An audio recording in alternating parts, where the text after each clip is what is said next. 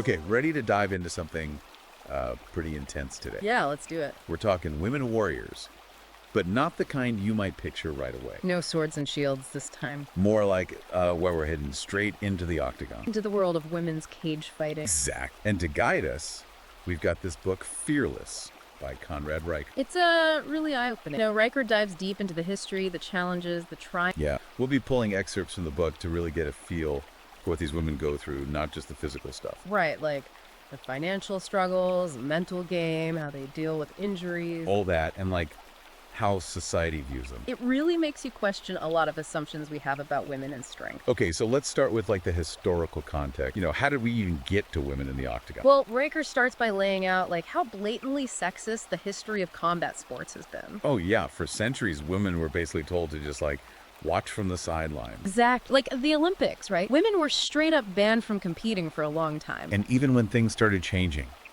it was slow. Oh yeah, the UFC, which is like the top dog for mixed martial arts, they took their sweet time to include women. It's almost as if they were afraid of what might happen if women were allowed to unleash their full power. Right. And Riker uses this story about Kineska, this Spartan woman. Oh yeah, I remember reading about her. She basically said, screw your rules to the ancient Olympic ban, and competed in equestrian events. Can you imagine the guts it took to do that back then? Seriously, talk about defining expectations. It shows that the fight for equality in sports, it's been going on for centuries. And it's definitely still going on today. Okay, so one of the biggest stereotypes that Riker tackles is this idea that women are just too weak to be fighters. Right, like it's just ingrained in us. And I think a lot of people still believe it. But Riker just dismantles that myth completely. Yeah. Like she talks about Ronda Rousey, who was a judo champion before she became a UFC star. Oh yeah, Rousey completely changed the game. She proved that women could not only compete, but dominate. Exactly, and Riker cites all these studies that show,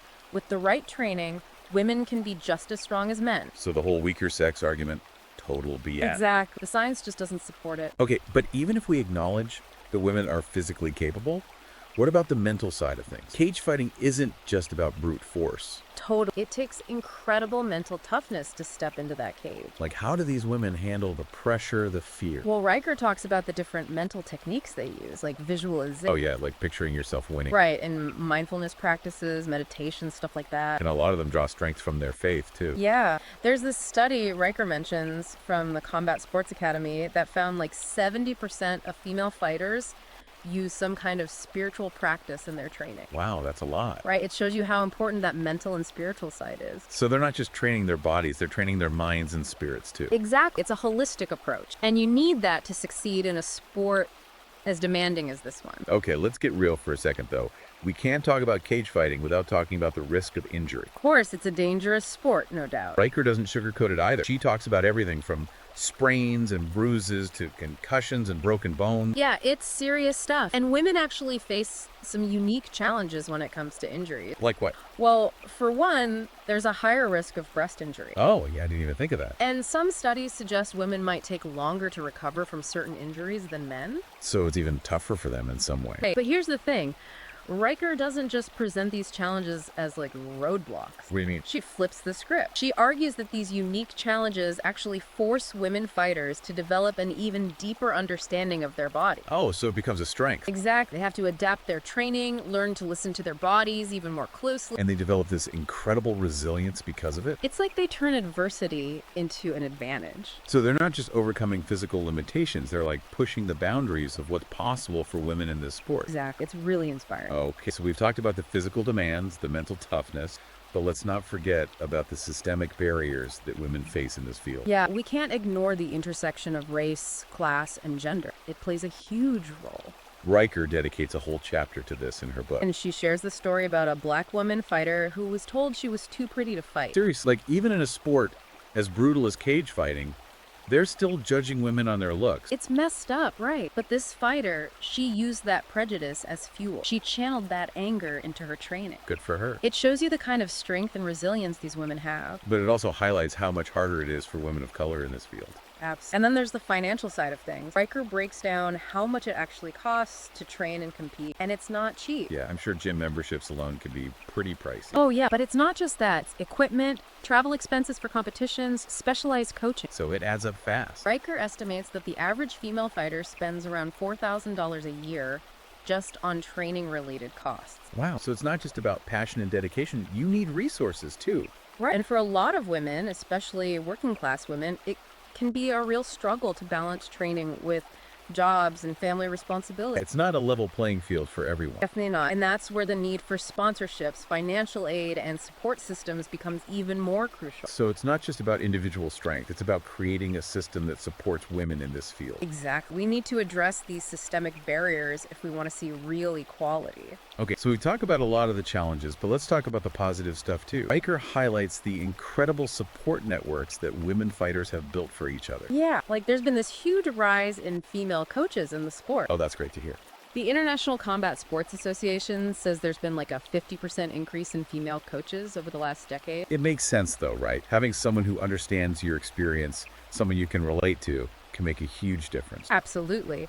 And studies show that having a female coach can actually improve athletic performance in female athletes. No surprise there. And beyond the technical expertise, female coaches often provide mentorship and support that goes way beyond just training. It's like a sisterhood, you know. And then there's the rise of women-owned gyms, which are creating these incredibly supportive and inclusive environments for female fighters. Yeah, it's awesome to see women taking ownership and shaping the future of the sport. So it's not just about fighting, it's about building a community. Exactly. And Riker emphasizes that it's not just about the fighting itself either. What do you mean? Women are making their mark in all aspects of the business side of things, like coaching, promoting, managing. So they're not just athletes, they're entrepreneurs too. Right. She tells this story about Jennifer Alden, a former fighter who started this all-female fight promotion company called Lioness Combat. That's amazing. Talk about breaking barriers. It shows you the possibilities, you know. Women can be successful in every aspect of this industry. And speaking of breaking barriers, let's not forget about the trans women who are competing in cage fighting. Yeah, they're really pushing the boundaries of what it means to be a woman warrior. Riker talks about Fallon Fox, Yeah. one of the first openly transgender women to compete professionally in MMA. And she faced so much backlash, you know, like unfounded accusations of having an unfair advantage. But she didn't let it stop her. It just fueled her fire. She kept fighting, kept proving herself. It's such a powerful story of resilience and determination. And it ties back to this larger theme of shattering limitations, right? Not just physical limitations, but societal ones too. It's about expanding our understanding of what it means to be a woman, to be an athlete, to be a warrior. Exact. And creating a sport and a world where everyone has the opportunity to compete on a level playing field. Okay, so we've covered a lot of ground here, but there's still so much more to unpack.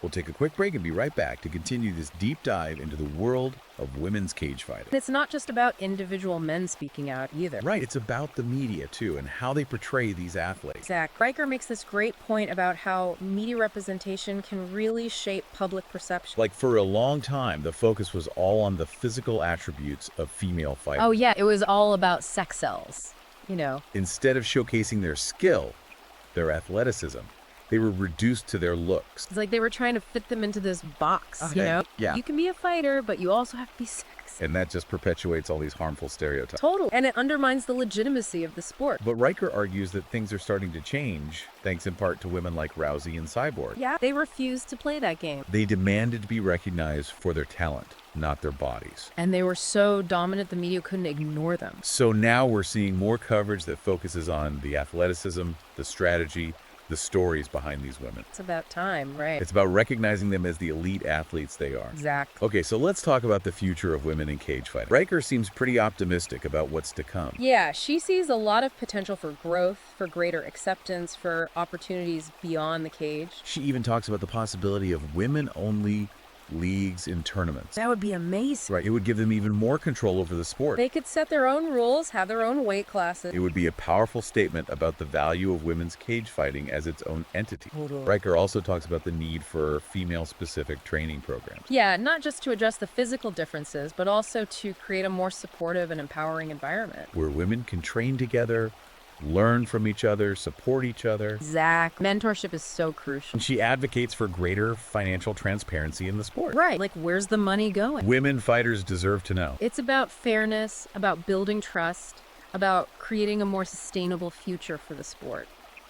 So we talked about the physical side, the mental side, but there's another aspect Riker explores in depth, the spiritual side of cage fighting. Yeah, this is where things get really interesting. She talks about how many female fighters draw strength and resilience from their spiritual beliefs. It's not necessarily about organized religion. More about finding a sense of purpose, a connection to something bigger than themselves. Yeah, like tapping into that inner warrior, that unyielding spirit. She shares stories about women who pray before fights, meditate to calm their minds, use rituals in their training. It's about finding what works for them, what gives them strength. Riker even argues that spirituality can be a tool for healing, especially for women who've experienced trauma. Cage fighting becomes a way for them to reclaim their bodies, confront their demons. This powerful stuff. It is. And that empowerment, it extends beyond the cage, you know. They gain confidence, self-worth, resilience. It's about breaking free from those limitations that society puts on women. What stood out to you the most about Riker's exploration of this spiritual side? I think it was the diversity of beliefs and practices, you know? It's not about one right way. Right, it's about finding what resonates with you, what gives you strength. Exactly. Okay, let's circle back to the importance of male allies for a minute.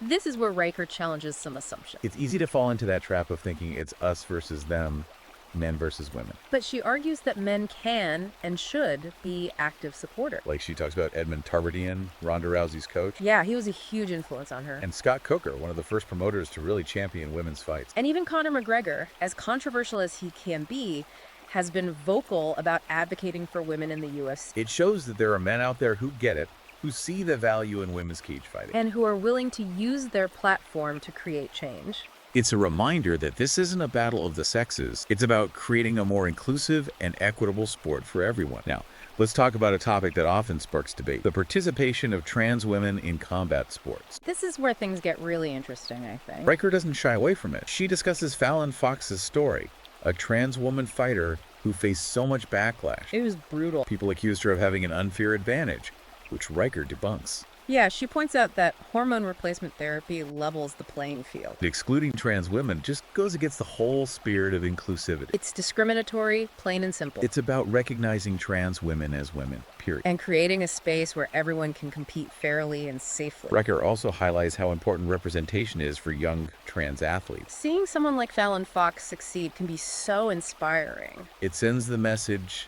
that they belong, that they could achieve their dreams. That they don't have to limit themselves because of other people's prejudices. Okay, we've discussed a lot of positive development, but let's be real, there are still systemic challenges. Absolutely. Women still face barriers in this field, from pay gaps to sexism. And those issues are compounded for women of color and working class women. The intersectionality of it all, it creates even more obstacles.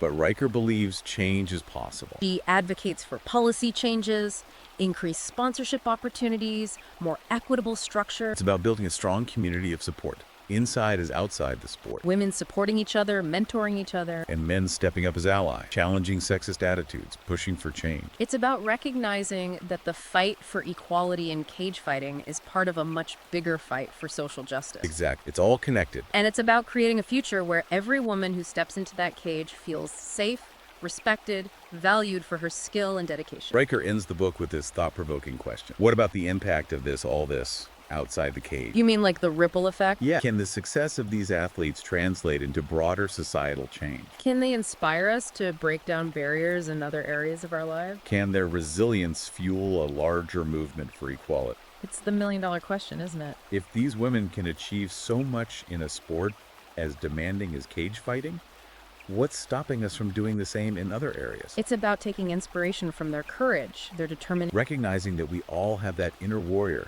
that fighter inside of us. and using that strength to create a world where every woman can live freely, fearlessly. We'll be back in a moment to finish up this deep dive. But until then, think about this. How can we each contribute to smashing that cage of oppression, not just in sports, but in all aspects of our lives? It's a question worth wrestling with. And we're back, diving deep into the world of women's cage fighting. Still with us is Conrad Riker's Fearless to guide our conversation. It's been a wild ride so far, right? Seriously, from the history to the personal stories, really makes you think. Riker really captures like the essence of these women warriors. So as we wrap things up, let's highlight a few key takeaways, things we really want our listeners to walk away with. Sounds good. First off, can we finally put to rest this whole myth that women are too weak for cage fighting? I mean, come on. Riker just shreds that idea to pieces. Right? Like, We talked about Rousey, Cyborg. These women are dominating the sport. And the science is clear. Women can be just as strong as men. So anyone still clinging to that weaker sex nonsense, it's time to let it go. Seriously, it's outdated and just plain wrong. Which brings me to my second point. We need to step up our support for these women. Percent. Equal pay, equal opportunity, that's the bare minimum. Right. And let's not forget about challenging those sexist attitudes that still linger. Oh yeah, we need to call that out whenever we see it. We need to create a culture where these women feel valued, respected. And that support needs to go beyond just individual. What do you mean? Like, we need systemic change, policy changes that actually address the root causes of inequality. So it's not enough to just cheer for our favorite female fighter. We need to advocate for real change. Exactly. We need to be active participants in this fight for equality. Okay, my third takeaway, and this is a big one. The fight for equality in combat sports is a fight for equality everywhere. It's all connected, right? Exactly. It's about breaking down gender norms, stereotypes, all that. It's about recognizing that women's rights are human rights. And that we all have a responsibility to fight for justice. It's a collective effort, no doubt.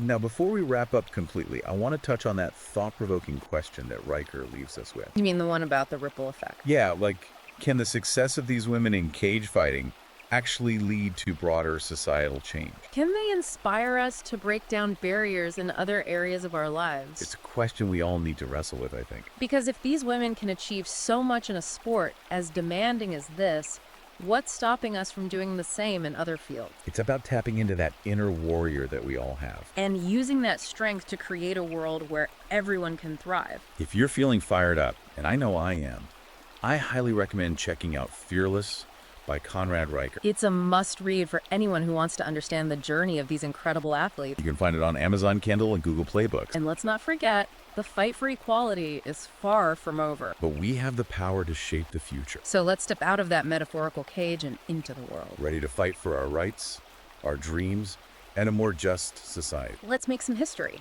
Thanks for joining us on this deep dive into the world of women's cage fighting. Until next time, stay fearless.